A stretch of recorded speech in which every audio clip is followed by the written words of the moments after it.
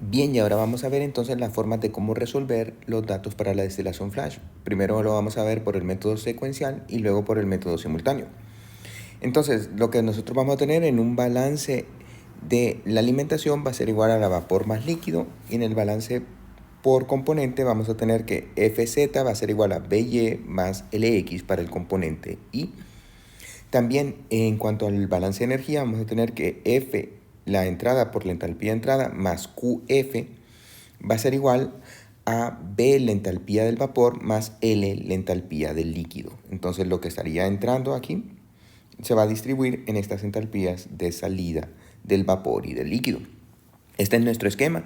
Noten que antes de la bomba y del calentador, que recuerden que si ya viene lo suficientemente caliente y con suficiente presión, no es necesario tenerlas, pero tendríamos la alimentación que va a entrar a F, Z, T1 y P1. Una vez que pasa por la bomba y la alimentación, van a llegar a un TF, PF y una entalpía de alimentación. Al pasar por la válvula, entonces se van a distribuir en el barril, en donde vamos a tener un vapor con su composición y una entalpía del vapor, un líquido con su composición y una entalpía del líquido.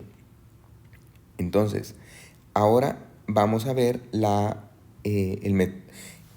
como ven, necesitamos calcular las entalpías. Entonces, la entalpía del fluido de la entrada va a ser igual a una entalpía de la entrada que es función de T de entrada y de la composición.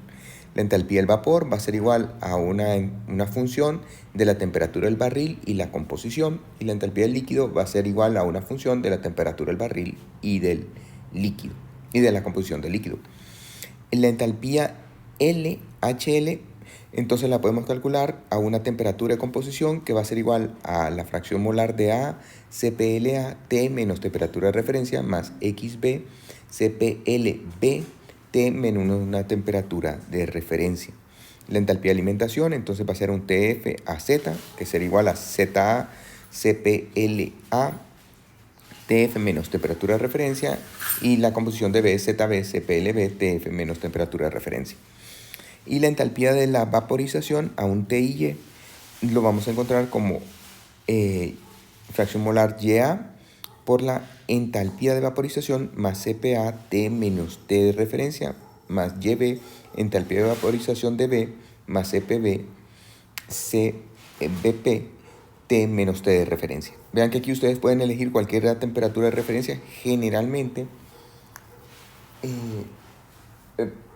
pueden tomar cualquier temperatura de referencia, y la corrección va a ser en que la entalpía de vaporización entonces lo tendrían que cambiar. Generalmente la temperatura de referencia es a la que se da la vaporización.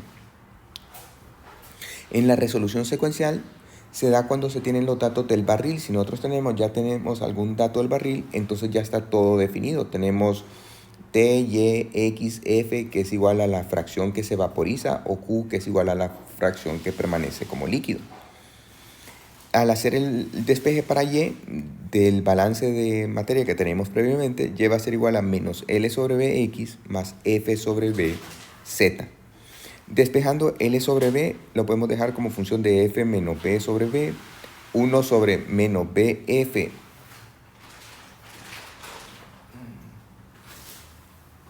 sobre BF, y es igual a 1 menos la fracción que se vaporiza sobre F. Y Y va a ser igual a menos 1.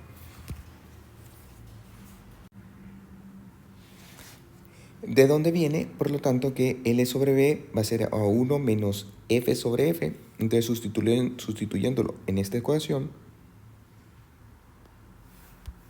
en esta aquí nos quedaría que Y va a ser igual a menos 1 menos F sobre Fx más Z sobre F. Entonces vean que lo podríamos, si notan ya la fracción que se vaporiza, ya inmediatamente podríamos emplear esta ecuación o despejarlo para obtenerlo.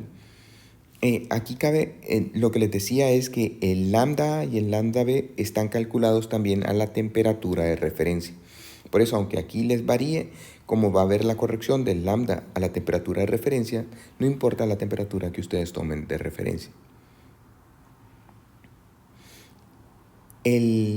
También nosotros podemos despejar LB igual a L sobre F menos L, Esto sería igual a esta relación y nos vendría a dar a Q sobre 1 menos Q. Por lo tanto, Y también lo podríamos trazar con respecto a X como menos Q sobre 1 menos QX más 1 sobre 1 menos QZ, en donde la pendiente va a ser igual a menos L sobre B cuando tenemos la relación de lo que se permanece como líquido sobre lo que se vaporiza, va a ser igual a menos 1 menos F sobre F cuando tenemos la fracción que se vaporiza, y igual a menos Q sobre 1 menos Q cuando tenemos la fracción que permanece como líquido.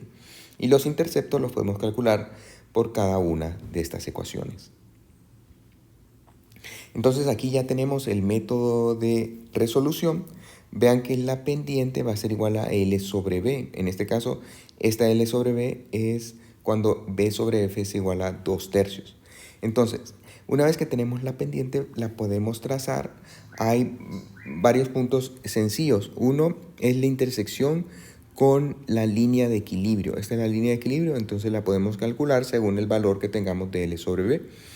Si la tenemos, el otro punto va a ser igual esta línea, el Y igual a X es el otro punto que se puede calcular fácilmente. Y también se puede calcular el X igual a 0,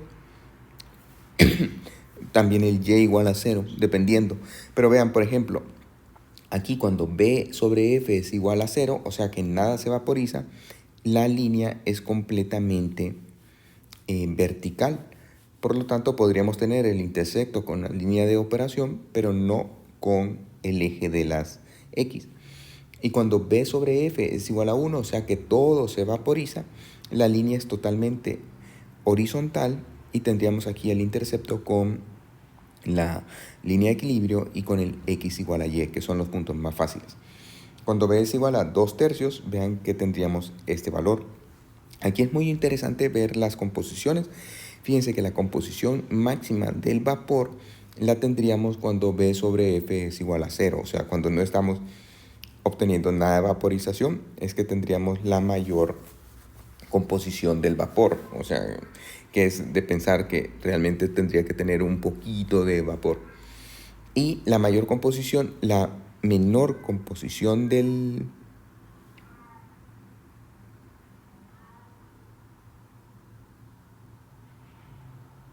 X la tendríamos cuando B sobre F es igual a 1, o sea, cuando se vaporiza totalmente, ahí tendríamos la menor composición en X y la menor composición en Y también. Vean que entonces nos faltaría únicamente para calcular el QH, que sería igual a F, la entalpía de entrada por T1 menos a composición Z, igual a F, la entalpía del fluido TFZ, la temperatura de la alimentación, o sea que sería el cambio entre el punto 1 y el punto de entrada. Y también una vez que tengamos ya las fracciones molares de todas las composiciones, es fácil calcular la relación B sobre F, que va a ser igual a Z menos X sobre Y menos X. Ahora, en muchos de estos problemas vamos a trabajar con la volatilidad relativa. Recuerden que la volatilidad relativa es la relación de los coeficientes de distribución Ka sobre Kb, en donde Ka, recuerden que es la relación de YA sobre XA, y KB es la relación de YB sobre XB. Entonces, de esta forma nosotros podemos expresar YB como 1 menos YA y XB como 1 menos XA. Y nos quedaría que nuestro coeficiente de distribución de A sobre B va a ser igual a YA 1 menos XA, que sería este valor, entre 1 menos YA por XA. En el caso de que se cumpla la ley de Raoult, entonces vamos a tener que la coeficiente de distribución va a ser igual a la presión de vapor de A sobre la presión de vapor de B. Y esta ecuación la podemos resolver empleando ecuaciones previamente determinadas mediante una fórmula cuadrática. Podríamos determinar ahí el valor de alfa, conociendo los otros valores.